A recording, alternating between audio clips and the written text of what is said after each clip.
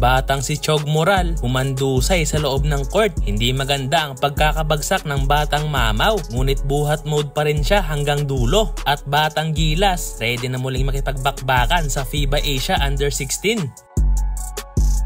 So ibang klase talaga ang batang si Moral dahil matapos maging import sa Thailand ay nagpapakitang gilas naman to ngayon sa Pinas, kung saan so far ay marami nga itong sinasalihang liga, partikular ang Junior MPBL na kasalukuyan niya ngayong pinaglalaroan para sa koponan ng Antipolo Titans, at siya nga ang nagiging key player ng kanyang team at nagsisilbing tagabuhat. Sa recent game nga ni Chog Moral ay muli siyang nagpakitang gilas sa mga fans, especially sa mga babae, dahil hindi rin maitatanggi na may kapugian talaga ang batang to, kaya kompleto na talaga si Chog, mahusay na maglaro, habulin pa ng babae, hindi katulad mo na todo habol lang sa crush mo.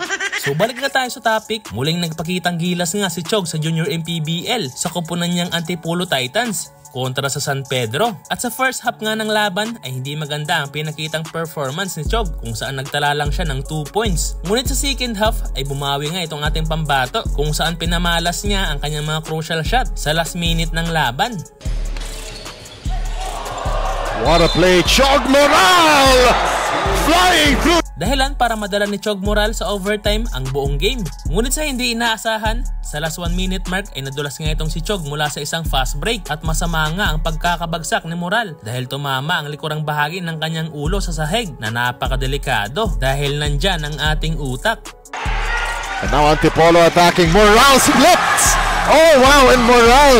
At agad-agad namang rumisponde ang medical team ng Junior MPBL at muli namang nakatayo si Chog Moral, ngunit hindi na nakabalik sa laro. Well, napakadelikado talaga ang mga ganitong disgrasya para sa mga basketball player dahil napakasensitibo ng ulo natin, kaya meron pang nababaliw o nababagok na ibang player dahil sa mga ganitong senaryo. Kaya doble ingat talaga para sa ating mga player dyan. Samantala, ready na ang Gilas Pilipinas Under-16 sa FIBA Asia. Nagaganapin ngayong katapusan ng August. Nagaganapin sa Mongolia. At pangungunahan nga yan ni Coach L.A. Tenorio. At about sa lineup ay walang binago sa mga batang player natin. Mga kalaban nga natin sa group stage ang Chinese Taipei, Indonesia at New Zealand. Kaya exciting talaga ang darating na laban dahil pagkakataonan ng ating national team na makabawi sa Taipei at New Zealand na tinalo tayo sa FIBA Asia Cup.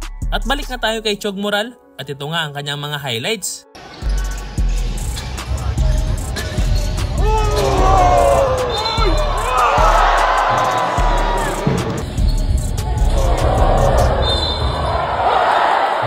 Going downhill with the left-handed finish for Chog Moral. Now Chog Moral fades, fires, knocks it down. Antipolo back in the driver's seat. That's just